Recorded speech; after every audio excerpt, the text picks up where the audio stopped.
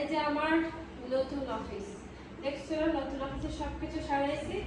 এই চেয়ারটা এখনো পর্যন্ত রেখে দিছে, এটা নাকি আমার এই করতে হবে, কেটে উদ্বোধন করতে হবে। এটা কোনো কথা?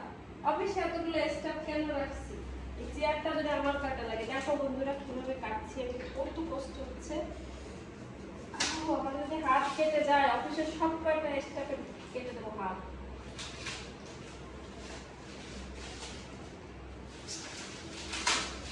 আমার অফিসের স্টাফরা খুবই ভালো,